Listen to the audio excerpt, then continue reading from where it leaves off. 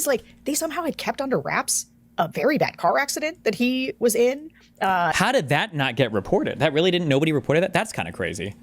There is an email that they quote pretty liberally from by Adam Gentleson, who actually I've had on the Secret Pod, who was his chief of staff. And it was him writing to his doctors at Walter Reed to say, hey, you told us to look out for these things. Here's all the things we're seeing. And it was... I'm sorry, you had Adam Gentleson on the Secret Pod?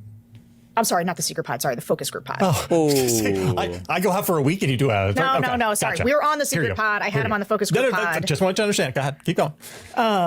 And so I'm like familiar with this guy, not a hyperbolic guy. And so he's just writing to the doctor with like a list of concerns. And there's this other story.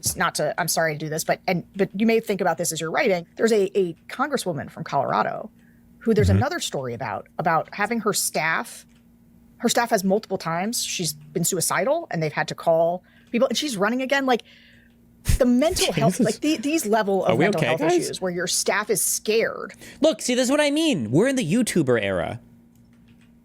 We need streamers and shit in office, okay? Because we know they're battle tested, okay? These guys have been streaming for how long? We know they can handle social media, all right? We know that they're not going to kill themselves, at least immediately, okay? They're there. They've been battle tested. They can handle the pressure. They can have long conversations without getting tired. We need streamers and YouTubers in these positions, guys. All the time, not just because you're abusive, although that is part of it, but because they think you could get them killed. Like his staff is, now going back to Fetterman, staff refuses to ride with him. Yeah, because he drives so erratically. People, they get lots of things like, he's walking into traffic. His wife doesn't talk to him. This is like bigger than sort of the jokey, hey, JVL, do you think this guy should be the president? It's more like, this is a very sad story of somebody who like clearly needs help. And he should resign. And should resign. And he should resign and get help. No, that's exactly... forget career ending. Yeah, you're right. That's how I. This should be like life ending. His family should sit him down and say, "Johnny, got to come home. We got to save you." Yeah. This is no job is worth. Literally, no job is worth this. I don't know if you does the word Andrew Luck mean anything to the name Andrew Luck mean anything to you? No. He was #1 overall pick in the NFL draft. Was the second highest combine score ever for a quarterback. Below John Elway, I think. I can't believe you asked me if this name meant something to me. Full well it wouldn't. Well, so he played for the Indianapolis Colts. He was an All-Pro. He was great, and was heading to a Hall of Fame career. And he just retired.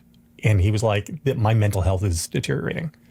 Like the toll that this is taking on my mind is like I got to hang it up."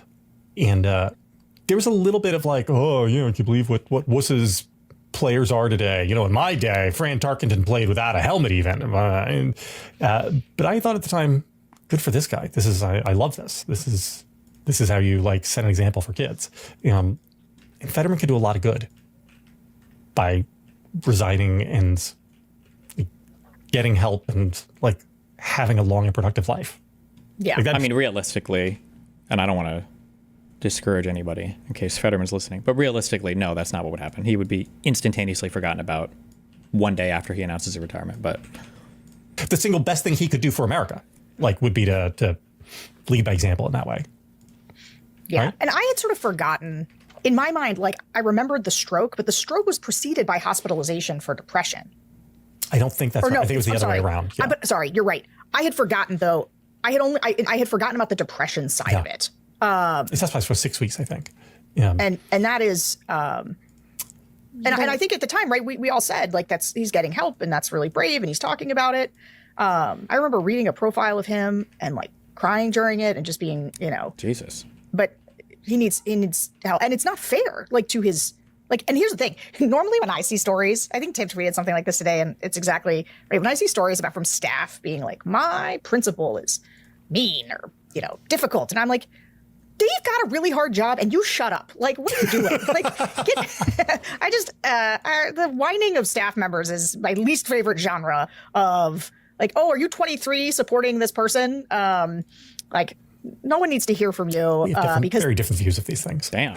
no, the guy in Whiplash is the hero. He's the hero at the drum That is teacher. definitely Gene Stothert was beaten by the Democrat John Irving in the Omaha mayoral race right now. Cool. one interpretation of that film. Tar, also the hero. But anyway, I can be skeptical of the staff stories, but that is not what these are. These are not like just sort of whining. This is people saying like these are people with serious problems, and somebody's got to get them help, and they should not be in public life. I mean, I would love it for Katie Britt, who supposedly is Fetterman's closest friend in the Senate, to like sit down with him and say, John, because I think having it come from, especially from a Republican colleague, would My be. guess is that even though she's his friend in the Senate, I'm not sure that that's. No, I think My it would guess be is that there's helpful. much more important people in his life that has nothing to do with politics that could be the right ones maybe to there talk are. about it. Although maybe those people have been marginalized. I don't know. That's the other thing that's in the space is that he's pushed away a lot of the people who care about him, which is, a thing that people do when they're battling demons. And yeah. Oof. All right. Well, if you have any other brilliant thoughts that I can steal, let me know. So, just to wrap it all up into what I think is a general, I think as Democrats are trying to figure out what they're going to be when they grow up into a post-Trump era or after these, or how to even handle these next 3.5 years. It's interesting to watch different people do different things, but Gretchen Whitmer, who I don't want to spend too much time on, but she did do like a. Do you think they were saying this because Fetterman is the most right-leaning Democrat in the Senate? Do you think they would hold the same position if it was a popular Democrat? My guess is two things. One, legitimately, there probably is a bit of an issue. Like, there were times after his stroke, I think, where we watched a debate of his. It was pretty rough. I was like, oh, okay.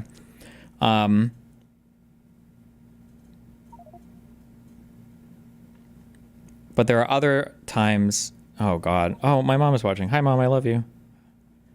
She says, I like Fetterman. He's willing to stand up for what he believes. They don't like him because they can't control him.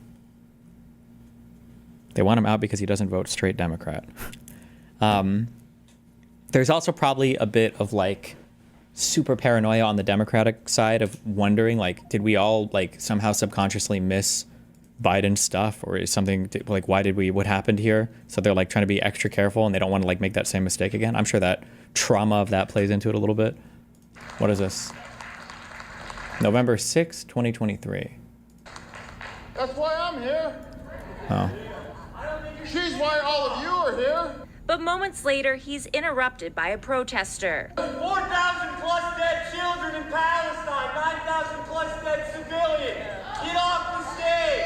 Get off the stage. I don't care. That's not what you represent. This is how voting for you. Get off the stage. Then Fetterman says this. The joke is on you. I had a stroke. I can't fully understand what you're saying. The man is eventually escorted out by police as he I mean, like, that's a good joke. Jesus. damage control interview with the Pod Save guys. Mm-hmm. And I got to say, that was one of the lamest things I've ever seen in my life.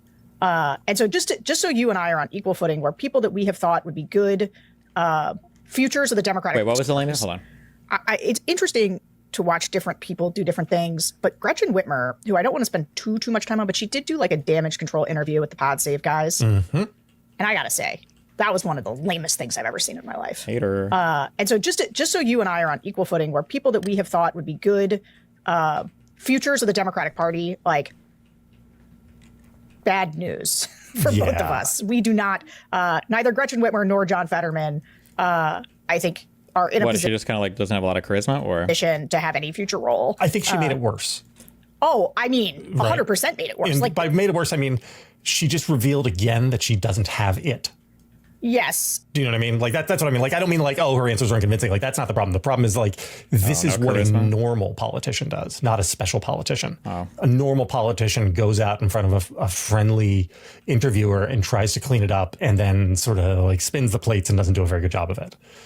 Well, to me, it was actually the explanations were maybe worse than what we could have come up with, because it was sort of like, oh no, I think he's a huge threat to democracy, but I was there to talk about da-da-da-da-da. And I don't know. It was a poor performance. And like, when you say she doesn't have it, actually, that's not the thing to me, because it's not just like the charisma or the political instincts. It's the moral clarity that's Oh, missing. that too. And that is the thing that, to me, that's one of the easiest things to have in this particular moment, is the moral clarity around what is wrong and that like your role as a politician is to do something to stop it. And she has zero instincts around that or zero understanding around that. That was evident in this. And so I was. So let me use this as a segue to the first question on our little extended AMA, which is from Robin Suarez, who says, I would like to ask if they owe Governor Whitmer an apology. She extracted a ton of cash from Trump for her state while he was backhanding Governor Sanders. Is a president and governor only supposed to talk or meet with nice people? No, you are not supposed to only meet with nice people. And anybody who's listened to me over the years knows that actually I'm a big believer in you have to put aside lots and lots of differences, oftentimes to sort of get things that are of higher order importance. I think there's a couple things going on with this. One is Donald Trump is so corrupt. What he is, and this is after 100 days of us seeing who Donald Trump was going to be in his second term. Now, I think we were pretty clear-eyed about who he was going to be, and he's been exactly who he said he was going to be, but like sort of on steroids almost. And so you can't have like a bespoke issue for your state that is a higher order concern than the damage Trump is doing right now. This isn't about him being mean or nice. This isn't a guy who sends mean tweets. This is a person who is currently trying to ignore the Supreme Court's orders, totally scamming people, like running the most corrupt administration we've ever seen with crypto scams. He is deporting people illegally and refusing to bring them back. He's actually disappearing them. They're making mistakes in disappearing people. And then there's, I'm not, it's the things he's doing bad on the economy, like tariff stuff, that could be like a normal political thing, but he's doing all kinds of the way he's going after universities, trying to take away Harvard's tax size. Like he's doing so much that is so high up on the authoritarian ladder. Your choice as a politician right now, your only choice, in my opinion, is to, and I fought this actually, JVL will tell you, he wrote some early pieces saying Democrats' only job was to be the unrelenting opposition to Donald Trump. And I was like, that's not true. I thought that was not a good opinion right out of the gate. It's the right opinion. Now, like we've seen enough. There's no like encouraging Trump to do the right thing. There's no bargaining with him. All she's doing is alibying him. And it is wrong. Wait, Whitmer was making excuses for Trump on one of the podcasts? What was Whitmer the one mayor of no, not mayor, I'm sorry. The governor of Michigan, was she the one in that meeting who stood up and said that she was going to see Trump in court, or was that somebody else? I think I asked this question before and I mixed him up with somebody else. It wasn't, was she the one? Oh, no, it was of Maine. That's right. Okay. The thing. These are the up and down issues. This isn't about policy. Like if we wanted to live in the normal world and talk about policy, that would be super fun for me, but that's not where we are. We're in up and down, right or wrong territory, and this is wrong. What do you think, JVL? I certainly don't think we owe her an apology, but I like treating things with forbearance and understanding people's needs with their constituents, but that's not what this is. I mean, I would say that the view from that questioner is basically that people who are elected to high office only have one set of duties, and that set of duties overrides all other claims on them. And that set of duties are like, delivering dollars to their constituents. And I just think that's a misconception of how we ought to view the trust of public office. That there are other sets of duties to people who even aren't your constituents. You have duties to people who can't vote, duties to people who don't vote, and duties to people who are from outside your state. And those duties include, trying to perpetuate the rule of law. And if if in order to get a few shekels for your constituents, you have to help the undermining of the rule of law, which is what she did, then that is actually, you are not actually serving your constituents in the highest way. Damn. In the most important way. And you're not serving America in the highest way, in the most important way. And you can't then go and turn around and say to America, sure, I sold a bunch of you out in order to get my military base funding because I was only concerned about Michigan. But trust me to fight all the big fights for you on your behalf, because then you will be my constituents and then I will not sell you. Like, you know what I'm saying? Like, do you know what, though? She's not going to run for president. I hope not. No, just observing the behavior. That's not somebody who's trying to run. That's somebody who's thinking about what boards can I be on? Like, what's maybe next? Or we're switching parties. I wondered, is she a candidate for party switching? Would she really, after that unhinged, the weirdo fucking plot to kidnap and kill her, would she really switch to that party? That'd be crazy, bro. Probably not. Probably. I don't think so. I think that's too far. All right. So do you want to do some questions? Yeah.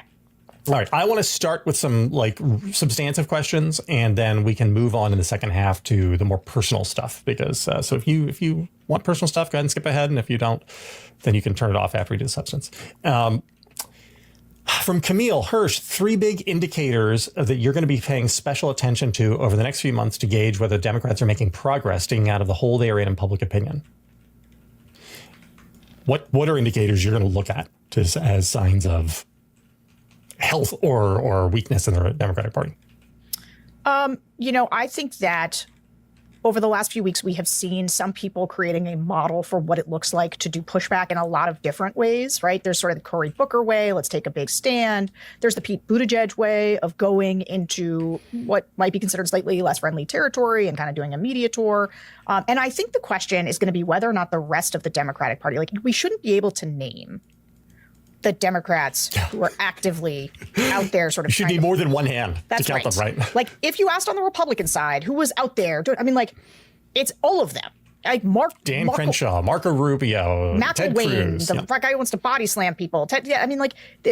Elise, they are creating stars left and right who are out there, who are household names that you probably feel like a real disdain for. And who are the Democrats that are doing that? And also for me personally, one of the things that I'm looking at is I think you have a lot of the maybe more moderate candidates that I am a fan of personally. But part of the thing about it's not that they're moderates policy-wise, they're often temperamental moderates, which means that they're sort of less inclined toward. Something that somebody said before, I don't remember who said this, but I agree so fucking hard, is that the messaging, the policies need to be moderate, but you have to message like you're unhinged. And I think there's a good degree of truth to that it would be more effective. Like if you could imagine a radical message delivered moderately, right? Somebody coming out and saying like, we really need socialized healthcare to take care of all American citizens, that message isn't as effective as a moderate message, like messaged radically. Like, we have to bring back regulation to get these unhinged crypto fuckboys like out of our economy so they can't scam and regulate. I think that the people really need to focus on the rhetoric and the attention capturing, because it really is the only reason why any of these people are known, and it's why like any of these people are like all of these people just work on. They don't even really work on it. They just are. They're just good at being attention whores, at being narcissistic. It was that guest on Ezra Klein, yeah. It's policy-wise, they're often temperamental moderates, which means that they're sort of less inclined toward activism or getting out there and pushing and kind of making a ruckus, which means that you end up leaving that job to sort of AOC and Bernie and Jasmine Crockett and sort of people who are have like then on policy, but just represent the much further left flank of the party. And I don't think that's healthy. That to me is a really unhealthy signal. I think you need, just because somebody's a temperamental moderate doesn't mean that they can't be out there right now. In fact, especially they need to be out there right now saying in their temperamentally moderate way why what's happening right now is extreme, out of bounds, scary, like whatever. You don't have to scream and yell. Just say Donald Trump can't ignore the Supreme Court. I think whatever you it is. So a big sign of hope for me will be if they start to understand. Also, like if they start to understand what their job is, which is getting out there and being part of making the case, and doing it in a way that is not cringe, because boy, are a lot of the ways that they're sort of yeah, but that's how you be not cringe, is by screaming and yelling at people. Approaching this in the first order, pretty cringy. And also, do they figure out they are wrestling with? I know that they're wrestling with how they approach the media environment now. They seem to like just be catching up to things Republicans have understood for a long time. And I'm waiting to see signs about whether or not they do understand that environment. One of them would be being out there more, but there's a lot of other signs too. What do you think? I mean, I think that the best way to gauge how well the Democrats are doing is by looking how the Republicans do. And so I am very interested in the vote share that Republicans get in New Jersey and Virginia relative to last November. So, do you mean in the gubernatorial races that are happening? Yeah, yes. No, that's a good point. So, 25 is going to have some things. Yeah, so we're going to have some elections, and I'm very interested in those, and to see also and also to compare then the delta between the out year and the presidential year of this, and then of 2017 and 2016, to see is it a bigger jump than that was, or a bigger drop off for Republicans than that was. There's a guy running for the Republican nomination in New Jersey who is running on the idea of creating a New Jersey Doge. That is an interesting proposition to me. What? Like Elon Musk's popularity is like down to 35% or something. And there's a dude up here who's like, I'm going to try running for governor on the idea that I'll do to New Jersey what Elon did to the federal government. Interesting. Interesting. And I'll be interested to see how that plays, honestly. All right, we're going to keep going. If you guys want to hear the rest of the show, go ahead and subscribe. We'd love to have you. Subscribe. It's time.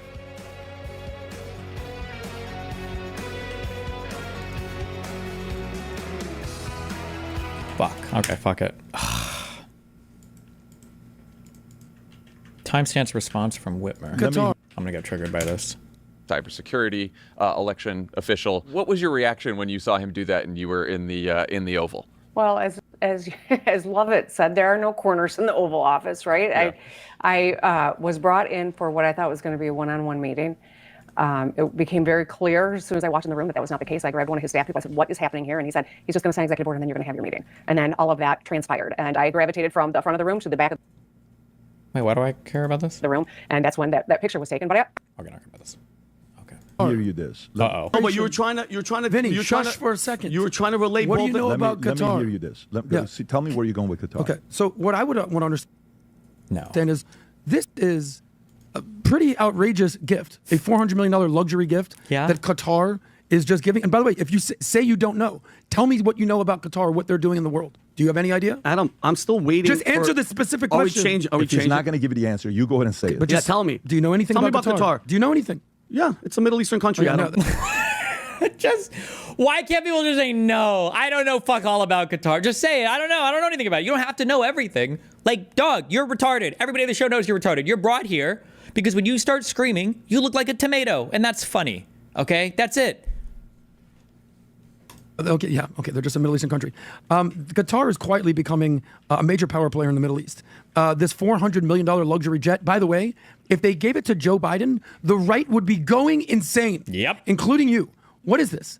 So Qatar, what I know about Qatar is they're one of the richest petro-states in the world. I think their GDP is one of the highest in the world, GDP per capita.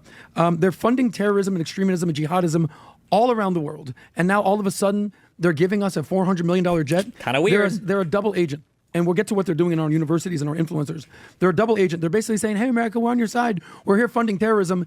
They're fighting terrorism. And then they're secretly funding terrorism. And they're letting Hamas hang out in their luxury hotels in Doha. So it's lipstick on a pig. And I'm very concerned about this. Why would you accept? He's saying, well, listen, if someone wants to give you a free putt, you just take the putt. Mr. President, this ain't golf. This ain't Jack Nicklaus. This ain't Arnold Palmer. This ain't. Oh, no. Mr. President, hold on. Wait a second. So when he was the master negotiator, is he actually fucking retarded? There's got to be like a sitcom scene or some bullshit where some guy, comes into as a CEO and he's like, oh, it's just like basketball. And he gives like the perfect basketball analogy for running the company. And he ends up like bailing the company out of the worst financial crisis. He's like, oh my God, he's so smart. And then like 2 weeks later, there's some huge HR issue. And he's like, it's just like basketball. And it's like, oh, kind of. And he ends up being like, okay. And then there's like 2 months later, something else was like, it's like basketball. And it's like, wait a second. Oh, wait a second. This guy's just a fucking retard. Hold on. Wait, no, it's not at all, sir. Mr. President, this ain't golf. This ain't Jack Nicklaus. This ain't Arnold Palmer. This ain't Sam Snead. This is a terrorist state who's aligned with Iran and China to some regard, gifting you a $400 million plane. You don't have any concerns whatsoever. They're housing Hamas. They're supporting Al-Qaeda, Al-Nusra, ISIS. They're sowing discord all over the Middle East. And by the way, don't take Adam's word for it. He's just some dumb Jew on the internet. You know whose word you should take for it? How about the following? The following countries that have severed all diplomatic ties from Qatar: Saudi Arabia, UAE, Bahrain, and Egypt, because they've accused Qatar of supporting terrorism and destabilizing the Middle East. So this hidden agenda that Qatar has when they're funding universities and sowing discord and NGOs and think tanks and now paying influencers to sow discord around the United States, I have massive concerns. So this lipstick on a pig with this $400 million gift is going to come at a price. They say there's no such thing as a free lunch. Well, this is a free freaking plane. So if that doesn't have concerns, I don't know what does. So you think But Trump go is getting ahead. played? You think But Trump go is ahead, getting blame played? it You think Trump could possibly get played? Hold on. Oh, God. Okay. Remember, even if they don't say what they're thinking, the things that they do say are so important. They're so good. God, I wish I was driven enough to make video essays, okay? One of the reasons, so when I talk about people going over Trump stuff, okay, one of the things that I say is that they can't be wrong about anything. When they lie about something, they have to commit to the lie forever. And the reason why is because it's not like there's a process where they're like, okay, well, we've collected facts, we come to some decision, and then as a result of that, if the facts change in the future, our decisions or our feelings can change about the thing. That's not the thought process. The thought process is Trump is God, and everything Trump says is necessarily correct. It's not divine command theory. There's a name for, or it might be divine command theory. I can't remember if that has to do with personal revelation or it's just like if something is good simply because God commands it to be good, right? If Trump says a thing, it must be right and it must be true, right? And that's how everything is evaluated. So when people are like, why, no, I don't know what it's called. Divine mandate? I don't know, maybe. But there's a name in moral philosophy or something for this. So every lie that Trump says, you have to own it basically into perpetuity, okay? Now, when Adam is providing, okay, Larry over here, information about how do we think this looks, like how do you think is, like, or what do you think Qatar is doing? Why would they provide this plane? Why would they do this stuff? It's not trying to argue against the facts. Well, I actually don't think Qatar is actually that bad. I don't think they do fund that much propaganda. I don't think anything. No, it's not a fight against the facts. What he accidentally does is he subconsciously, but intuitively, verbalizes the transcendental idea, which is that Trump is a god and he can't make any mistake. And then he challenges him on that ground directly. Instead of fighting on any of the factual claims, he goes, do you think that Trump could be duped? Like, that's like inconceivable, right? In the face of all the facts and the situation that Adam lays out, the response is just, do you think that Trump could be duped? That's the response. And it's like, I feel like that's so telling. So if that doesn't have concerns, I don't know what does. So you think Trump is getting played? You think Trump is getting played? Blame it on Bibi. You don't think Trump? You think Trump is getting played? You're trying to tell me that's not possible. You understand that is impossible. It can't be the case that Trump gets played because he's a god. He's a perfect businessman. He's a master negotiator, master dealsman, manipulating everybody around the world. Everybody respects him. He cannot get played. It would destroy the entire illusion of what Donald Trump presents himself to be and what these people worship him as. If Qatar gave Biden a $400 million, this is so easy.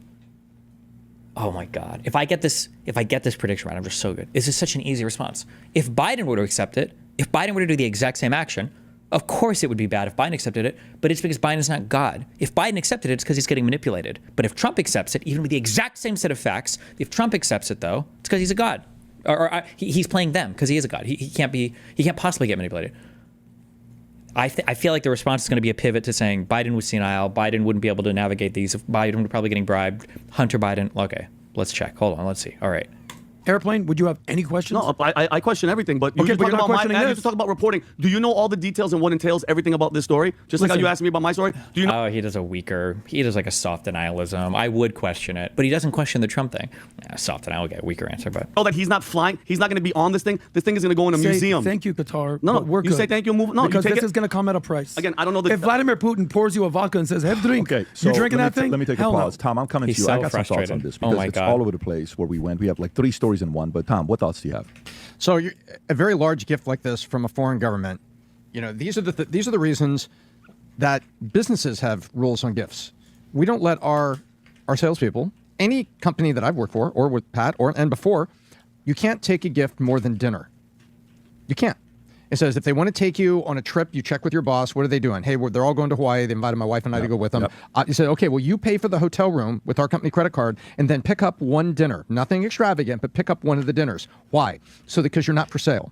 So that's how bribes happen. They give gifts. Did you know that every gift given to the president gets recorded and there's like a cultural office? Most of the gifts are cultural in nature. Yeah. A gold plate from India that was like Peru. almost 200 years old, and it goes in, and they end up the Smithsonian of all these gifts that were given. But you give a gift like that, it just opens up all sorts of discussions on, that's kind of weird. You can't do that. Weird. So I think when a big gift like this, unless he wants to say, that's very, very nice of you, we'll put it over here, and everybody will use it, appreciate it.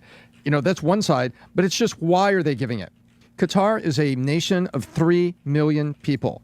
And for all of you sports fans out there, the global soccer fans feel that Qatar pulled off the largest bribe and rigged selection process in sports history when it gave this megalomaniac in 2010 billions of dollars of personal wealth through the back door that they still don't know where it is, and they won World Cup 2022. Correct. Not Italy, not Brazil. Doha. Countries with massive soccer heritage and World Cups on the shelf. France, Italy, Germany, UK, even US. Qatar wins the World Cup, and it gets played at a time of year where everybody's worried about the athletes. So Qatar is known to be, and by the way, and now Qatar has got problems with its neighbors. You're off the list, you're off the list, you're off the list, you're off the list. It's with its Arab neighbors. It's kind of weird. So Qatar has always had this reputation, and now the gift this big, I don't know. If I was makes you president, think, guys. I don't think I would accept it. By the way, can you do me a favor? Play that clip, Rob. Play that clip. The clip. Yeah. Oh, we got to play the clip, the Trump clip. It's either stadium. We got a Play clip this coming clip. through, guys. Don't worry. We got a clip. We got a clip. We got a clip. We're good. Has really, we've helped them a lot over the years in terms of security and safety. I think they end very, very nicely, and I have a lot of respect for the leadership and for the leader, Qatar. And I think they knew about it because they buy Boeings. They buy a lot of Boeings, and they knew about it. And they said we would like to do something, and if we can get a 747 as a contribution to our Defense Department to use during a couple of years while they're building the other ones. I think that was a very nice gesture. Now, I could be a stupid person and say, oh, no, we don't want a free plane. We give free things out. We'll take one, too. And it helps us out because, again, we're talking about we have 40-year-old aircraft. The money we spend, the maintenance we spend on those planes to keep them tippy-top is astronomical. You wouldn't even believe it. So I think it's a great gesture from Qatar. I appreciate it very much. And do you have the other clip? There's a clip where the lady says, "You're ABC, aren't you? You're this ABC." When he's signing the when you do that one, and then I want to get into it, so we can go to the next story. Okay. Go ahead. People who view that luxury jet as a personal gift to you. Every time I see him signing these EOs and they're asking questions, he just looks like a kid coloring, and he's like so happy. He's like, "Oh, this is what they gave me to sign today. I'm so happy." Why Go ahead. people who view that luxury jet as a personal gift to you? Why not leave it behind? You're ABC fake news, right? Why It's not? only ABC. Well, a few of you would. Let me tell you, you should be embarrassed asking that question. They're giving us a free jet. I could say, no, don't give us. I want to pay you $1 billion or 400 million or whatever it is. Or I could say, thank you very much. You know, there was an old golfer named Sam Snead. Did you ever hear him? He won 82 tournaments. He was a great golfer. And he had a motto: when they give you a putt, you say, thank you very much. You pick up your ball and you walk to the next hole. A lot of people are stupid. They say, no, I insist on putting it. And then they putt it and they miss it. Piss off their partner. And their partner gets angry at them. You know what? Remember that, Sam Snead. When they give you a putt. Okay, so there's two things to talk about here. There's Israel. We can't just completely forget about that story with Netanyahu, and then there's the Qatar story. So for me, okay, in a dark way, let's play oh my God, devil's advocate. Oh my God. In a very dark way of killing an enemy. Okay? No shot. I would actually be so disappointed. Yeah. I think I would I think that would be the line for me, and I might have to leave the country. As much as I hate Trump, as much as anything I could say or wish in my darkest desires, if the US president were to die because of a sabotaged plane that they would get from another country, it would just be such an it would be so even for Trump, I couldn't say that would be just so cringe. No shot. That would be so fucking cringe. Give him a gift. That gift is what? Pagers. The pagers then do what? Blow up. And then you die, right? Well, okay. Technically, it wasn't a gift. I know it wasn't a gift. Purchased them. They purchased them, right. So they blow. It wasn't okay. a gift at all. Totally get it. But I'm now saying, let's go even worse. So if that's something you're buying, it's even worse. Now think about gift. Mm-hmm. You give a gift. The gift is a plane. And it's to fly the president. No, it's. I don't want the president in that plane at all going anywhere. That would never happen, whatsoever. Please. You want to take that plane, you run through God knows how many different things on the back end to make sure we're 100% protected, and then use it for something else or put it in a museum. Great. We'll take that gift and put it in a museum. I don't want the president I voted for to be flying that place anywhere. I just don't trust it. And Qatar, the World Cup history, we've all read about it. We've all heard about it. These guys went above and beyond to make sure they got that deal. And by the way, it sucked. The World Cup wasn't exciting over there. Ooh. The heat, the weather, the temperatures, what it was like, and it's now empty. Who the hell is waking up saying, I want to go play soccer over there? Those are empty places. Damn. It sucked, he said. I don't even watch that dog shit fucking sport. Amen.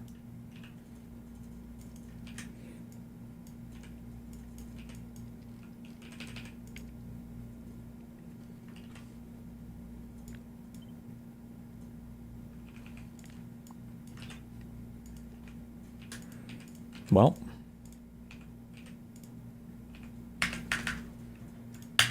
No, but you're trying to. Vinny, you're shush trying for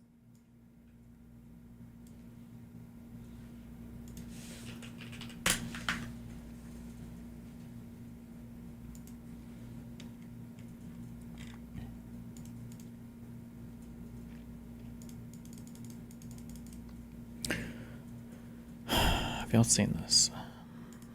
Wait, one meme and then.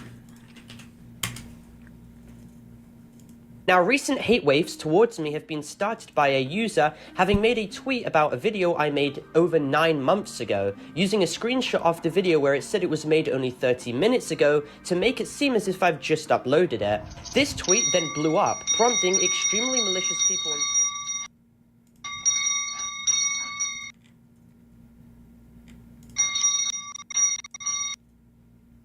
Okay, epic.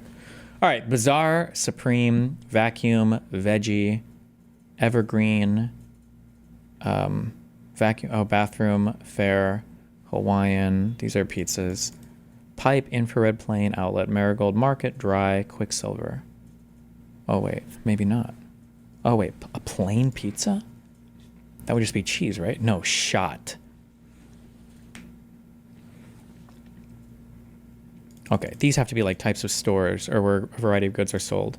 Bazaar, market, outlet. Fair? Okay, places to shop.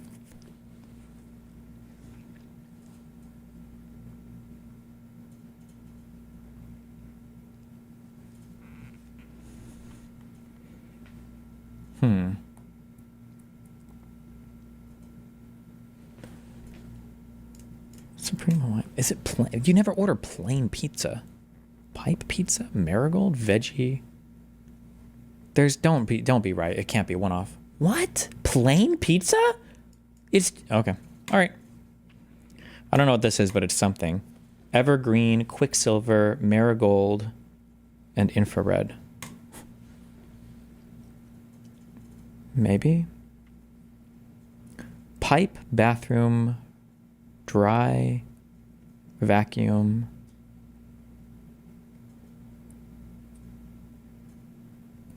Vacuum cleaning, dry cleaning, bathroom cleaning, vacuum cleaning, pipe cleaning, maybe? Ending with colors. Okay, cringe. Some cleaner. Okay, boom. Easy. Watch this XQC clip from your debate. Here's the argument. Could be, right? And here's the argument. The other day I want to watch a movie. And what I haven't watched is fucking Django Unchained. This was so dumb. And as I'm watching it, and they're just saying the word over and over again. At the point, I'm at like the word number 5, right? And you can tell me I'm a pussy if you want to. I literally stopped watching it, right? Not because I'm offended, whatever, right? Because it's a lot to hear verbally, back to back to back to back to back, right?